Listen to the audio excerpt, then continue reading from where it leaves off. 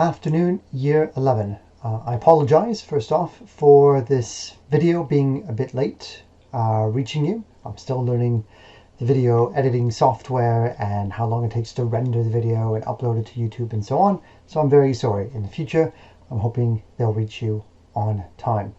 I hope you are well and safe and healthy. Welcome to Lockdown 3.0.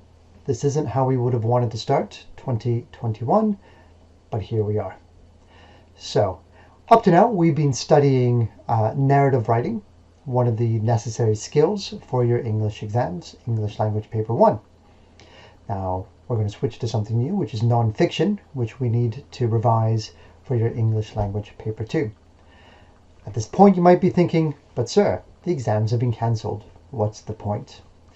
And while it's true from what you've maybe heard in the news or from the letter the head teacher sent home that exams for GCSE this year have been cancelled, it doesn't mean that assessments have been cancelled.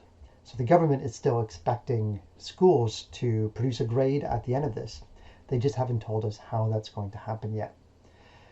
I don't want to speculate, but it still means that everything that we've studied is useful and necessary, and so we can't stop now. The best thing we can do is revise everything we've done, especially for English language papers, paper 1 and paper 2, and with your normal teachers, the literature you're doing, that will still be very important too. So, let's get on with it. Our scheme of work for this half term is going to be a non-fiction study unit, which helps prepare us for the Edexcel English Language Paper 2, which is based on non-fiction. We're going to begin by looking at a series of articles and news reports around sport. In this case, looking at some football after-match reports that are from 1871 to 2017. I hope you'll find these interesting. You might be surprised at both how different and how similar they are. The game was a very different thing in the 19th century as opposed to today. The work for today is pretty straightforward. The PowerPoint will guide you through all of it. I'll just step you through it as well to help you along.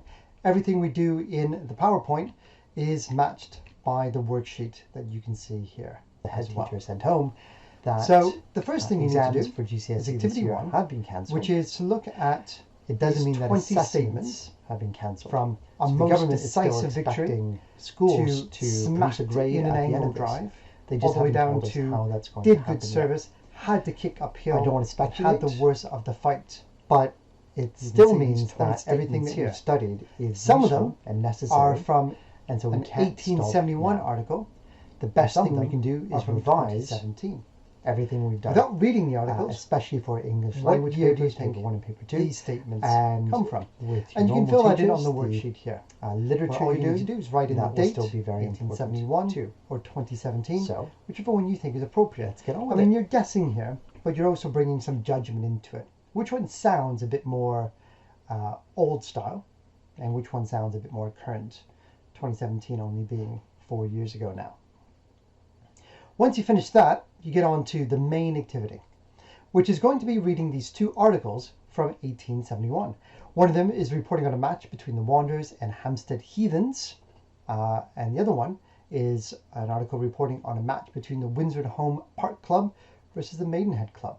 Now, these are two amateur teams.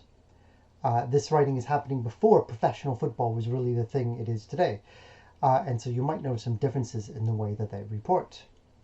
Both of these articles are found right here. So there's the match reports from 1871. The first one here and the second one here.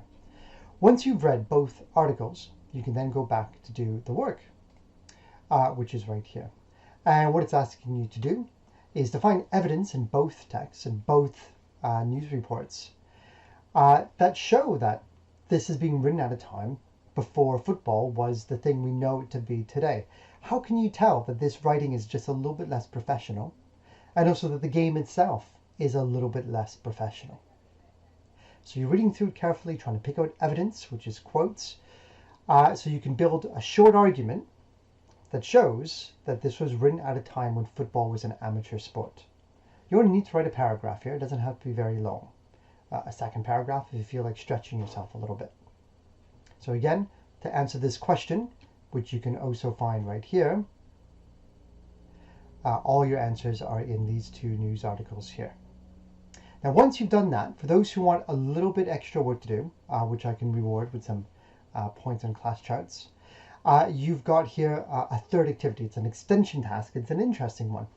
We don't know who wrote the two 1871 articles. They're anonymous, but they may very well have been the same person. Can you find any evidence in those two pieces that suggests it was by the same person, or evidence to show that it was by two different people? So again, you're just writing a paragraph or two, trying to show your findings, trying to present evidence, which is quotes, that you're able to make a decision based on what you've read about whether it's the same writer or two different writers. And like the question says, you want to be looking at the word choice. What words do they use? What vocabulary? Does the writer of one article seem to know a bit more about sports than the other one? Maybe. Or in both articles, do they both seem like they don't really know what they're talking about when it comes to football? Because that would be some evidence. That is everything that you've got here. So there's your activity 3. There's your 2 match reports. Here is the second activity, and there's the first activity. Okay? Everything is in the PowerPoint as well. So I'll wish you the best of luck with this.